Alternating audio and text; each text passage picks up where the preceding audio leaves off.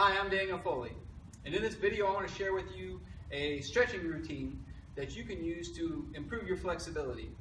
So what are the benefits of improving your flexibility?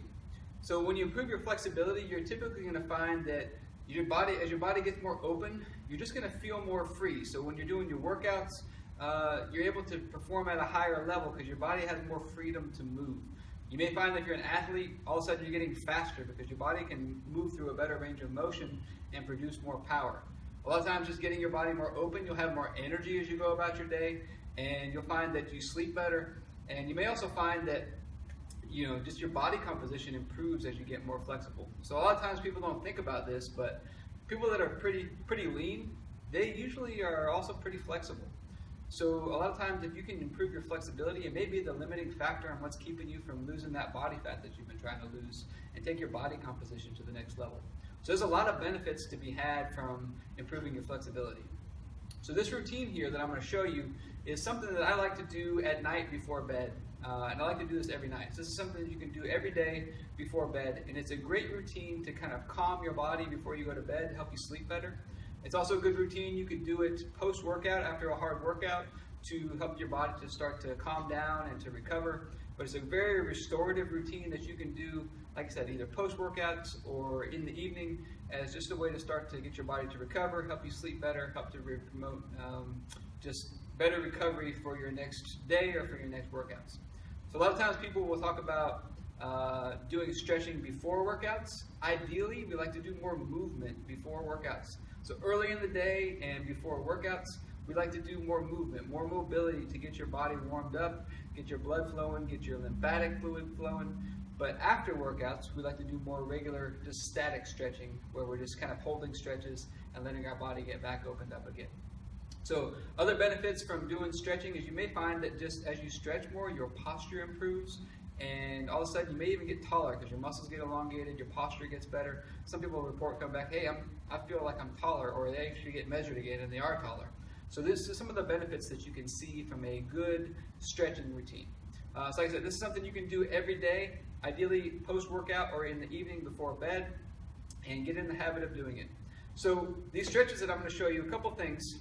It's not meant to be miserable. Like I said, it's meant to be a recovery method, so it's not supposed to be miserable. So you want to find a position in each one of these that you can get into a good stretch, that you're stretching, but it's not miserable.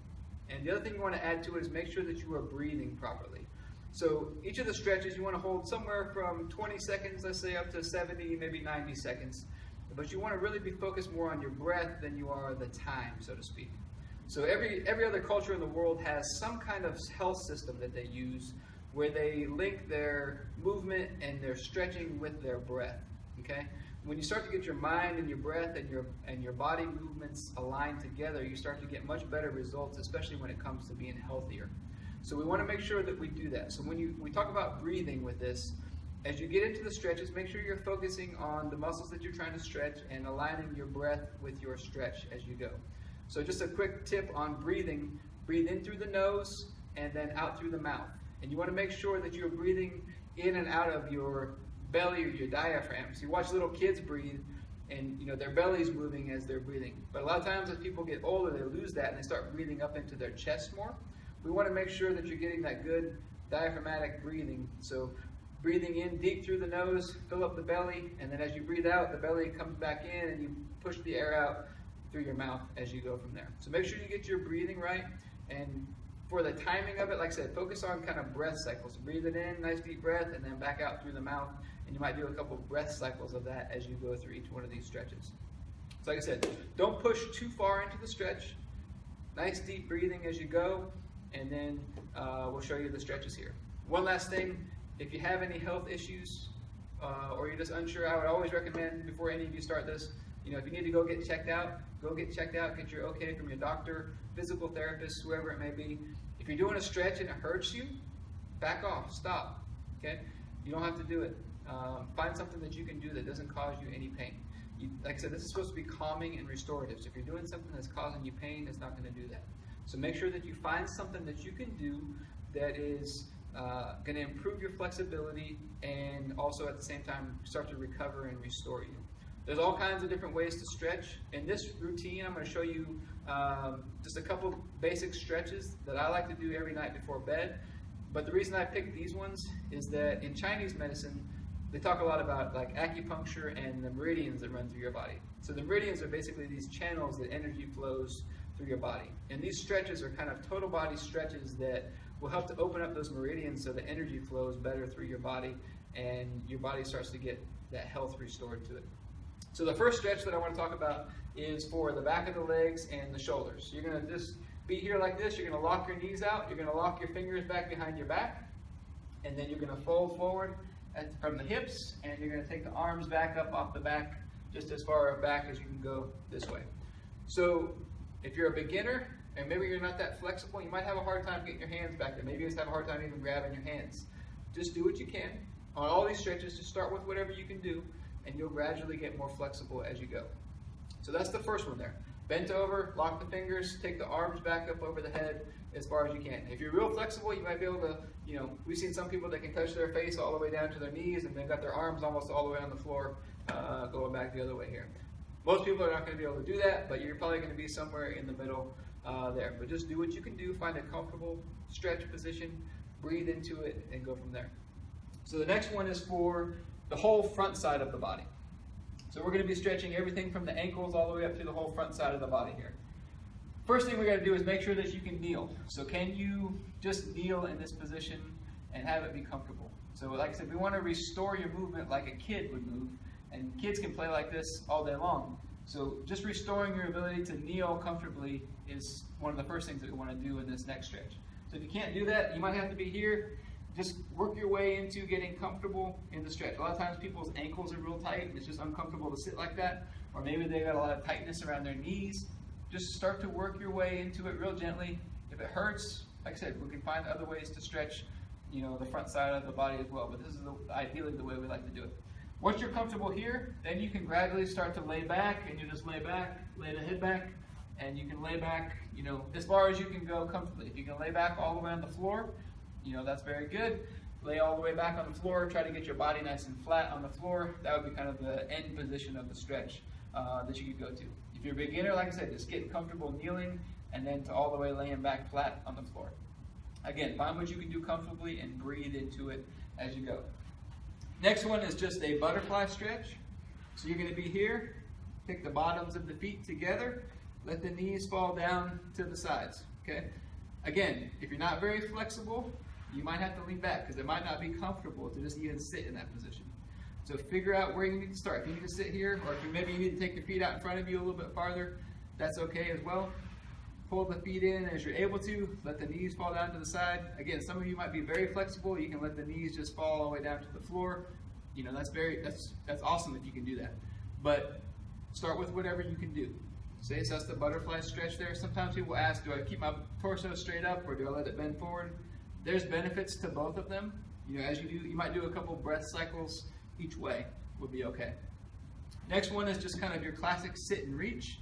So as you do your classic sit and reach, you're just sitting here. Again, this might be uncomfortable just to sit like this. If you need to lean back, that's okay. It might be a stretch for you just sitting like this. And that's okay. Just start with what you can do. As you're able to, you'll gradually lean forward. You might be able to get to your knees or your ankles. You might be able to take your palms on the bottoms of your feet. Maybe you can lay your face all the way down on your knees. Whatever it is, figure it out what that range of motion is for you that you can do comfortably. One thing in this stretch, you want to make sure your toes are pointed straight up and down. A lot of times we'll see people's knees and feet fall off to the sides like this. That's a sign that you've got a lot of tightness in the outer hips, especially maybe the inner thighs as well. And typically when we see that, people that have that, a lot of times they are people that have hip and back pain, okay? So if you're seeing that, if you can gradually correct that, it may help you if you're having issues there. So again, sit and reach will be the next one here. Find what you can do, breathe into it as you go. Next one is a V-sit. So you're gonna take the legs out nice and wide. Again, for some of you, it may be uncomfortable to just sit in a V-sit like this, okay? So just sitting right here might be a stretch. If you need to, you might have to lean back like this, and that's a stretch for you right there. That's okay. As you get more flexible, you'll gradually gonna start to lean forward. If you can lay your face all the way down on the ground, You know, that's the ideal of what we're looking for. If you can lay all the way down like that. Otherwise, you can be grabbing onto your feet, you know, going as far down, or maybe it's just touching your knees or your ankles. You'll go down the middle like this, and then we're going to go to each side. So you're going to go down to the side like this. You might go one hand as far as you can go at first, then you can gradually bring the other hand over as you get more flexible. Maybe you can lay your face just down on your knee as you get more and more flexible as you go. So you'll go to each side, typically like that as we do it. The next one is we're going to cross the legs like this. Again, for a lot of people, you know, you watch kids, they sit like this every day in kindergarten or first grade or whatever they're in. But a lot of times we lose the ability to just sit with our legs crossed like this. So if you need to lean back again, or you need to take one leg out, do what you need to do to kind of get comfortable in that position first, and then you can gradually start to add some more range of motion to it. So the first thing we would do is try to touch your nose to your knee. So you would take your nose down to your knee as far as you can, and you would spend some time going to each side. If you can do that easily, the next thing we would do is take your opposite ear towards your knee here. That's going to give you a little bit more stretch through the upper back as well. So that would be, like I said, the legs cross stretch. And then the final one that we typically do is having you lay down on your back. And you're going to lay here. You're going to take your arms at a 90-degree angle, and you're going to take them down like this. And you're going to roll your knees to the side, and you're going to roll your head whichever way your knees go, like this. You'll spend some time this way. It's going to stretch you through the chest and shoulders and through the hips here.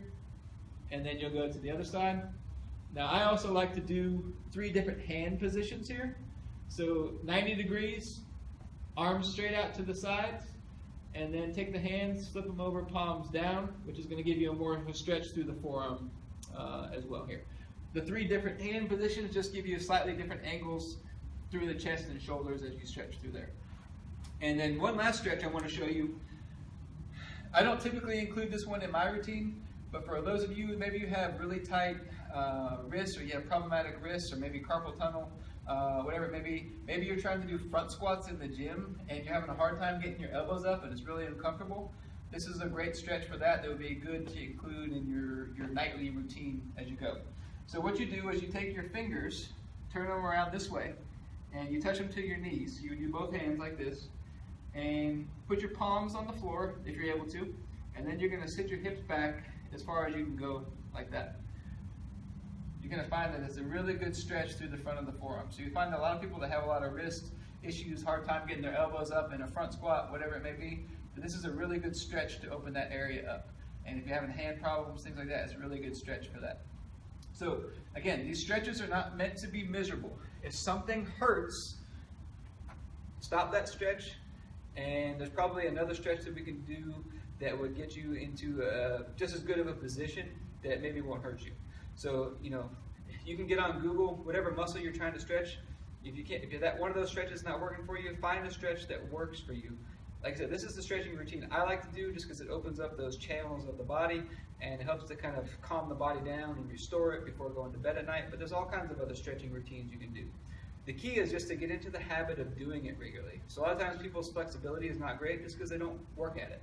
So getting into the habit of doing it regularly. So with this routine, multiple rounds are always better, but more than anything, I want to make sure you get into the habit of doing it regularly first. So you can start with just 1 round. Try to get 1 round every day for, let's say, a month. And then once you've got into the habit of doing it, you can start to go into multiple rounds. You'll find a lot of times as you go multiple rounds that you actually get more flexible as you go. You know, round 2, you'll typically be better than round 1. Round 3, you'll be better than round 2. So multiple rounds are going to be good as you get more and more into this. The biggest thing, though, is just be consistent with it.